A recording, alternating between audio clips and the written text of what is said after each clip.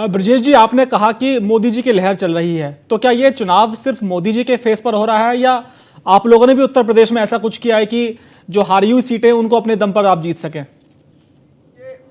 Bharatiya Janata party माननीय प्रधानमंत्री नरेंद्र मोदी जी को मार्गदर्शन में, उनकी अगुवाई में, उनके चेहरे पर चुनाव लड़ रही है और पूरे देश में एनडीए 400 पार करेगा। ब्रजेश जी, मुझे थोड़ा सा वो गणित समझाइए। देखिए, उत्तर प्रदेश में विकास की जहां तक बात है तो बिल्कुल आप सही कह रहे हैं कि विकास की गंगा यहाँ बही है और मोदी जी का बिल्कुल जो क्रेज है वो चरम पर है। लेकिन बहुत सारी सीटें लोकसभा की ऐसी हैं कि जहां पर जातिगत जो गणित है उसको आप नकार नहीं सकते, भले ही उत्तर प्रदेश में आपने या पूरे देश में काम किया हो। अनुराग जी, मैं स्पष्ट कर दूं, कई सीटें ऐसी हैं कि जहां पर मुस्लिम, यादव और जो अदर कास्ट है वो 50% से ऊपर है, तो उससे कैसे निपटेंगे आप?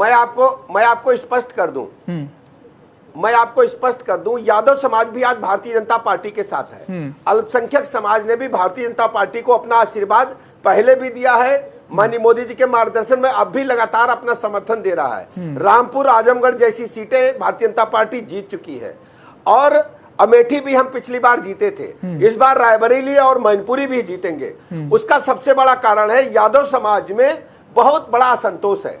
आज यादव बिरादरी के 4 प्रत्याशी चुनाव मैदान में है और चारों अखिलेश यादव जी के परिवार के हैं। यादव बिरादरी के लोगों का कहना है कि दूसरे यादव जो परिवार हैं वो केवल वोट देने के लिए है, समर्थन करने के लिए है। आज यादव समाज भी भारतीय जनता पार्टी की तरफ देख रहा है।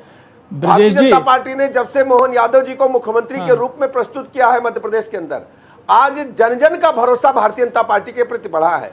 गरीब कल्याण योजनाओं के माध्यम से अल्पसंख्यक समाज को हमने सीधे मुख्य धारा में लाने का काम किया है। उनकी पढ़ाई से लेकर के, उन पक्के आवास से लेकर के, मकान से लेकर, शौचालय से लेकर, किसान सम्मान निधि, उज्ज्वला गैस के कनेक्शन, जनधन खाते और कोरोना महामारी के काल से लेकर अब तक सबका साथ, सबका विकास, सबके विश्वास के आधार पर भारतीय जनता पार्टी ने जन जन का भरोसा जीता है। ब्रजेश जी, जो आपने सवाल किया, जो आपने जवाब दिया कि समाजवादी पार्टी ने सिर्फ अपने परिवार के जो यादव है उनको टिकट दिया है, इसको आप समाजवादी पार्टी की एक रणनीति भी कह सकते हैं, क्योंकि अक्सर देखने में आया उत्तर प्रदेश में कि जब जब समाजवादी पार्टी यादवों को ज्यादा टिकट देती थी तो जो दूसरी कास्ट थी वो नाराज उनसे हो जाती थी। अपने बच्चों को जिस दिन चैनल में आप अपने बच्चों को, अपने परिवार के लोगों को सभी पदों पर बिठा दोगे, आप जान लीजिए चैनल का क्या हाल होगा। उसी ढंग से समाजवादी पार्टी ने केवल अपने परिवार के लोगों को प्रमुख पदों पर बिठा रखा है और टिकट भी उनको दिए हैं। यादव समाज आज बहुत दुखी है, ब्रजेश जी, इस बार चुनाव में भारतीय जनता पार्टी के साथ। ब्रजेश जी, थोड़ा सा अंतर है इस बात में। देखिए, अगर धर्मेंद्र यादव की बात करें तो वो कुशल राजनीतिज्ञ हैं, शिवपाल यादव को आप नहीं नकार सकते।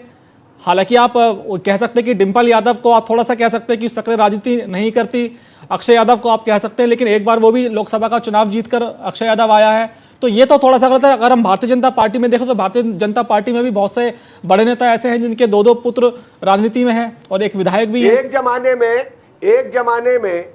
जमाने में हर जनपद में यादव बिरादरी का एक बड़ा नेता चुनाव लड़ता था। इस बार क्या खास बात है, केवल एक परिवार के चुनाव लड़ेंगे? हमें अच्छी तरह याद है जौनपुर में पारसनाथ यादव जी बड़े नेता समाजवादी पार्टी के होते थे। हमें अच्छी तरह याद है संत कबीर नगर गोरखपुर में भालचंद यादव जी बड़े नेता होते थे। आजमगढ़ में उमाकांत जी बड़े नेता होते थे। ऐसे हम कह सकते हैं कि दर्जनों यादव समाज के नेता, मित्र सेन यादव जी अयोध्या में बड़े नेता होते थे। क्या कारण है? समाजवादी पार्टी को अपनी कार्यशैली पर देखना चाहिए। क्यों यादव बिरादरी उन्हें छोड़ करके जा रही है? क्यों केवल एक परिवार को आगे प्रमोट करने का काम समाजवादी पार्टी ने किया।